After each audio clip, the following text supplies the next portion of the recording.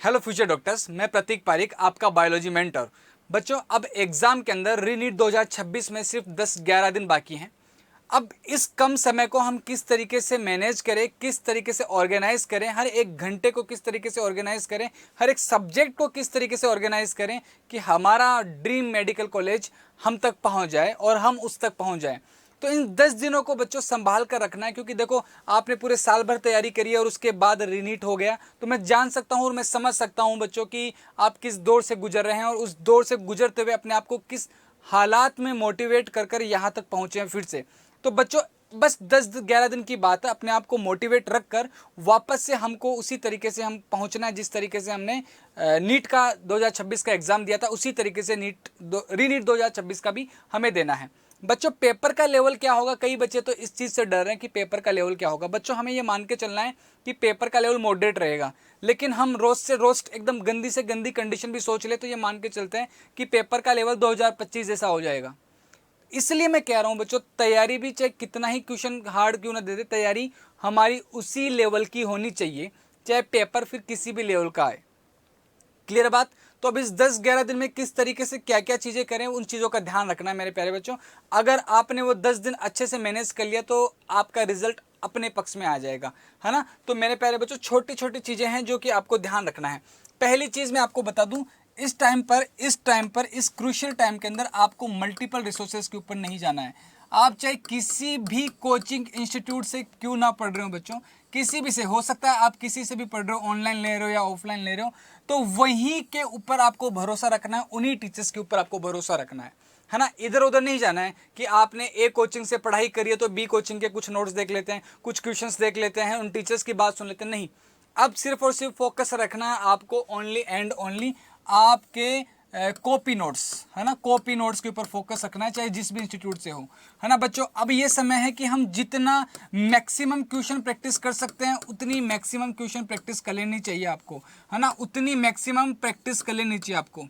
ठीक है, चाहे वो PYQs क्यों ना हो या फिर वो NYQs क्यों ना हो। NYQ बच्चों जैसे हम यहाँ पर करवाते हैं बच्चों को, यानी कि नेक्स्ट ईयर क्वेश्चन, यानी कि मोस्ट एक्सपेक्टेड क्वेश्चन, है ना, मोस्ट एक्सपेक्टेड क्वेश्चन की मैं बात कर रहा हूं बच्चों, कि हम यहाँ पर इस तरीके से बच्चों को क्वेश्चन देते हैं कि यस, ये इसके आने के चांस है, इस टॉपिक को हमने लिया, इसमें से कितने पॉसिबल टाइप के क्वेश्चन बन गए और कितने पॉसिबल टाइप के क्वेश्चंस इसमें बनने के चांसेस पूरे हैं।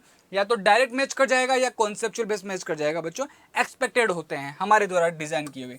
नेक्स्ट चीज है बच्चों, 100% आपको, अगर मैं बायोलॉजी की बात करूं तो आपको 100% NCERT को ही फोकस करना है।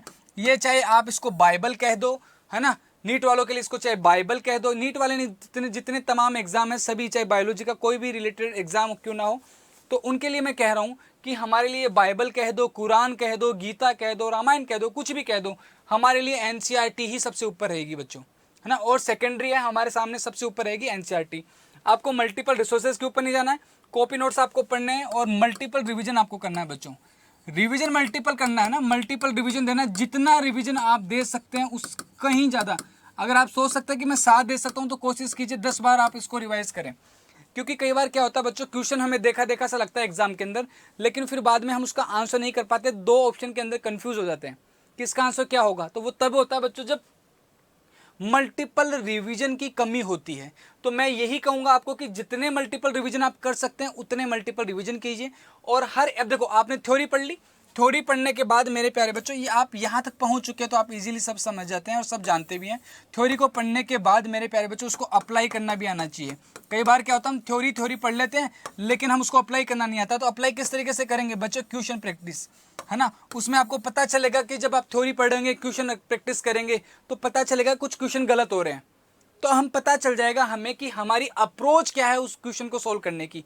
तो अगर क्वेश्चन गलत हो गया है, आंसर उसका गलत निकल रहा, तो हमें अप्रोच चेंज करनी है कि किस वजह से गलत हुआ, क्या मैंने सोचा उसकी वजह से वो गलत हो गया। तो वो अभी प्रैक्टिस कर सकते हैं बच्चों। लास्ट के 2-3 दिन जो बचेंगे ना बच्चों, लास्ट के 2-3 दिन, उसमें क्वेश्चन प्रैक्टिस बिल्कुल बंद कर देनी है बच्चों। लास्ट के 2-3 दिन क्वेश्चन प्रैक्टिस आप बिल्कुल बंद कर देंगे और उस टाइम क्या करेंगे, सिर्फ और सिर्फ रिवीजन पे ध्यान देंगे, ओनली एंड ओनली रिवीजन। चाहे फिर वो बायोलॉजी की बात कर लो आप, या फिर वो बात कर लो फिजिक्स की बात कर लो, या फिर केमिस्ट्री की बात कर लो, सिर्फ और सिर्फ इसमें केमिस्ट्री फिजिक्स के अंदर आप फॉर्मूलाज देखेंगे, रिएक्शंस देखेंगे। बायोलॉजी में 100% एनसीईआरटी के ऊपर ही फॉलो करना है, पूरी मल्टीपल रिवाइज बार बार करनी है आपको, ठीक है। और लास्ट के 2-3 दिन के अंदर उन टॉपिक्स को बार बार रिवाइज करना है जिसमें आपको थोड़ी सी दिक्कत हो रही है, जिसमें दिक्कत हो रही है, जो आपको लग रहा है कि हाँ आपके थोड़े से वीक हैं, इसको मुझे और मल्टीपल रिवीजन देना है। आपने शॉर्ट नोट्स भी बनाए होंगे, तो उन शॉर्ट नोट्स को बार बार रिवाइज करें, उन टॉपिक्स को, उन कैलकुलेशन को, उन रिएक्शन को, उन फॉर्मूलाज को आपको बार बार याद करना है जहाँ पर आपको दिक्कत आ रही है। क्लियर है बात? तो लास्ट के 2-3 दिन के अंदर आपको क्वेश्चन प्रैक्टिस नहीं करनी है, मल्टीपल रिवीजन करना है। और एक बात बच्चों मैं बता दूं, लास्ट के 10 दिन बचे हैं, अब आपको किसी भी फ्रेंड के साथ बात नहीं करनी है इस बारे में कि आपने क्या पढ़ा, मैंने क्या छोड़ा, तुमने क्या छोड़ा, तुमने किस चीज़ को ज़्यादा रिवाइज किया, कुछ नहीं। अभी सिर्फ अपनी तैयारी पे फोकस करने का समय है, ना ही फ्रेंड की तैयारी को पूछना है, ना किसी फ्रेंड को बताना है, सिर्फ और सिर्फ खुद की तैयारी पे ध्यान रखना है बच्चों। हमेशा एक प्रार्थना आप लोगों ने भी सुनी होगी और गुनगुनाई भी होगी, प्रार्थना छोटी सी, दूसरों की जय से पहले खुद को जय करें। तो मेन चीज़ क्या है, हम इस चीज़ को भूल जाते हैं, पूरी ज़िंदगी भर दूसरों की जय करने में लगे रहते हैं, खुद को गिरा देते हैं। तो हमेशा ध्यान रखना, पहले खुद का ध्यान रखेंगे, पहले खुद बचेंगे, बाद में दूसरे को बचाएंगे। क्लियर है? तो यही होता है ना, तैरना जब आप जाते हैं तो जब खुद को ही बचना नहीं आता, खुद को ही तैरना नहीं आता, कि दूसरे को खाक बचाएंगे। तो मेन चीज़ क्या है, खुद का ध्यान रखेंगे, खुद ने क्या प्रैक्टिस करी है उसके ऊपर फोकस करेंगे। सीधी और सिंपल सी बात, मल्टीपल रिसोर्सेज के ऊपर नहीं जाना है, मल्टीपल रिवीजन देना है, मल्टीपल जितने टाइप के क्वेश्चंस पॉसिबल हो सकते हैं, हार्ड से hard, moderate to moderate, easy to easy, सब करने हैं।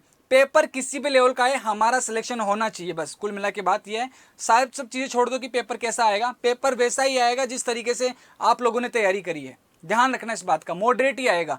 अगर तैयारी लो लेवल की है तो पेपर हार्ड लगेगा, तैयारी हार्ड लेवल की है तो पेपर ईजी लगेगा, तैयारी बीच बीच की है तो मॉडरेट सा लगेगा। तो वो डिपेंड करता है कि पेपर का लेवल क्या है ना। तो वो आपकी तैयारी पे डिपेंड करता है मेरे प्यारे बच्चों। इसलिए अभी अपने आप को मोटिवेट रखना है, किसी से फालतू की बात नहीं करनी है, किसी से कोई क्वेश्चन डिस्कस नहीं करना है, खुद से करना है, अपने टीचर से पूछना है, सिर्फ खुद से करना है और अपने टीचर से पूछना है। और किसी और के साथ अब बात नहीं करेंगे, ना किसी तरीके की कोई और बातें शेयर करेंगे कि तैयारी किस तरीके की है, क्योंकि ये लास्ट में डिमोटिवेट कर जाएगी बच्चों।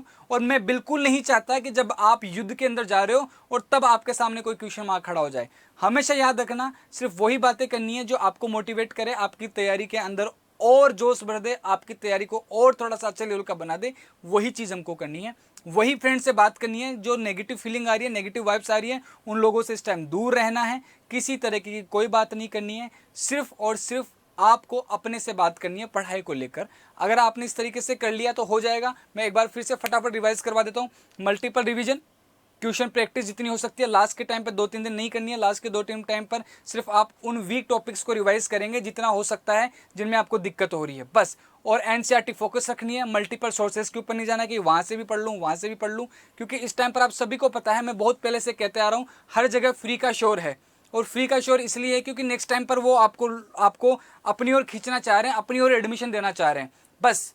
और लास्ट के टाइम ये मौका उनको, जो जितने कोचिंग्स वाले हैं उनको मौका मिला है और एडमिशन लाने का और एडमिशन बढ़ाने का। तो इस जाल में मत फंस जाना, ये कोचिंग माफिया वालों के जाल में नहीं फंसना है मेरे प्यारे बच्चों। आपको अपनी तैयारी पर ध्यान रखना है, बस उसमें सीरियस होना है। बाकी हर जगह इस टाइम फ्री का शोर है, उसके पीछे वजह एक ही है, अगले साल आपको वो रीनीट करवाना चाहते हैं, आपको रिपीटर बनाना चाहते हैं, बस कि आप थोड़े से डिस्ट्रैक्ट हुए, आपको अपनी जाल में फंसा लिया। ऐसे तो मछली फंसती हैं, अरे कीड़ा समझकर खाने तो आई थी, गले में फंस गया, आ गई ऊपर। इसी तरीके से लोग इस टाइम पे तुमको फंसाने में लगे हुए हैं। इस टाइम पे जिस भी कोचिंग से आप पढ़ाई कर रहे थे, उस कोचिंग के ही नोट्स पढ़े, उस कोचिंग के ही टीचर से आप उनकी बातें माने और फालतू की चीज़ों पे ना जाएं। मैं यहाँ पर इस तरीके से बात नहीं करूँगा कि मेरी बात सुनो इस कोचिंग, नहीं बच्चों, जो रियलिटी होगी उसी बात करूँगा मैं। हमेशा ध्यान रखना, मैं यही बात करूँगा, यही बात बोलूँगा कि जो तुम्हारे भले की हो। इस टाइम पर सिर्फ एक सोर्स, जो भी जहाँ से पढ़ रहे हो, चाहे आप सेल्फ तैयारी कर रहे हो या आप किसी भी इंस्टीट्यूट से हो, उन्हीं के कॉपी नोट्स, उन्हीं की टीचर की आपको बात माननी है, तभी तुम्हारा होगा। डिस्ट्रैक्शन से सिलेक्शन दूर ही होगा बच्चों, पास नहीं जाओगे। इसलिए इस टाइम पे जीरो डिस्ट्रैक्शन कर लो, copy notes, revision, multiple revision, multiple question practice, जहां से भी आप हो। Thank you so much, happy learning. इन बातों को फॉलो कर लोगे तो हो जाएगा। और एक चीज़ और मैं बता दूं, आपको सभी को पता है कि कौन से टॉपिक हाई वेटेज के हैं उनको तो आपको बहुत ज़्यादा बार रिवाइज करना है, चाहे वो बायोलॉजी की बात कर लो, चाहे वो फिजिक्स की बात कर लो, या वो केमिस्ट्री की बात कर लो, जिसमें हाई वेटेज के क्वेश्चंस हैं और जो आपको लग रहा है कि वीक आपका है, उनको मल्टीपल रिवाइज करना है। हो जाएगा आपका सिलेक्शन, मैं कह रहा हूँ हो जाएगा। क्यों कह रहा हूँ? क्योंकि तुम्हारी तैयारी बहुत शानदार है और हो जाएगा बच्चों। Thank you so much, happy learning. और उम्मीद है मुझे तुम्हारा सिलेक्शन होगा ही होगा, तैयारी बेहतर है तुम्हारी। Thank you so much, happy learning.